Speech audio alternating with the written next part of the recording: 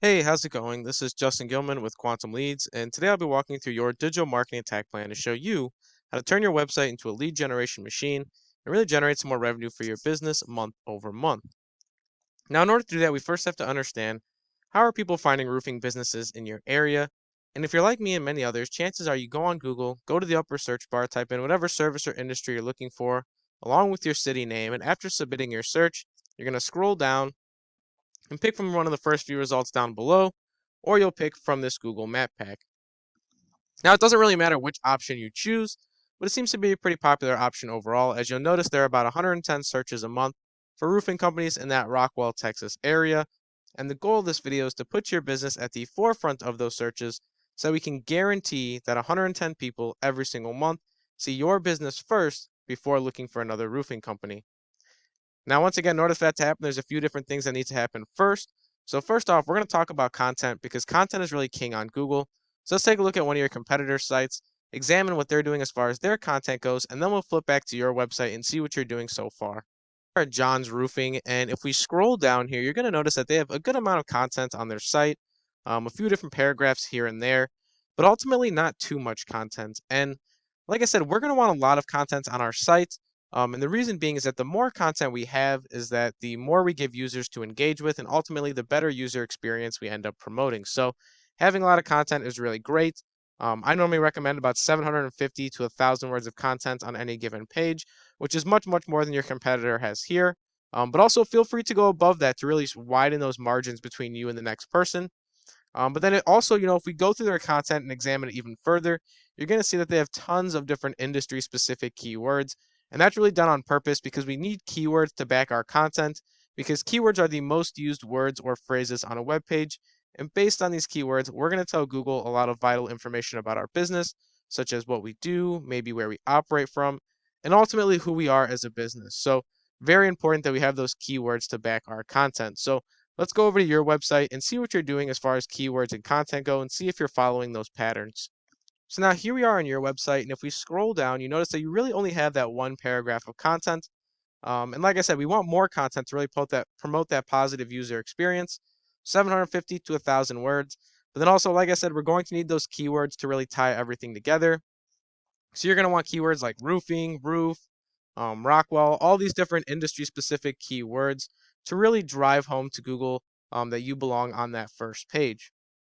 But now, even if you do all of that, that's only going to be the first part of our process because that is the internal side of things that's going to help lay the foundation.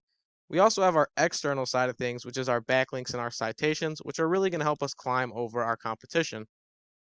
So the way I like to look at it is that internal lays the foundation to determine where we are going to rank, whereas external really helps us start climbing.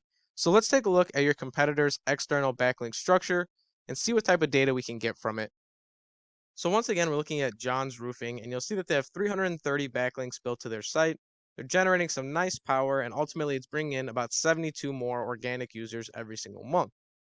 Now, obviously, there's a lot more room for growth there, but those 72 users are a direct result of the things that they're doing internally, such as content and keywords, as well as the things that they're doing externally with their backlink structures. So, if we want to go in and steal some of that traffic away from them, we're going to need to go bigger and better in every single aspect, from content to keywords and even backlinks. So, if they have 330, we're going to want 660 links, maybe even upwards of 900 to once again really push that margin and show Google that we belong in that number one spot.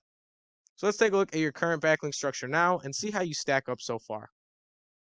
So here we are on your website, and clearly you have no backlinks built to your site because you're not really generating any data, and ultimately that's not bringing you any traffic back. So we want to treat our website like a 24/7 around-the-clock salesperson, and in order to do that, we have to give them the resources they need to really bring back that revenue for us and close those sales. So that means the content, the keywords, the backlinks, all of it is what we're going to need, and then we should start to see some very positive results. But now there was one more aspect of this that I did mention earlier, and that was citations. So let's go over to the Google Map Pack, talk about citations and how they tie into everything here.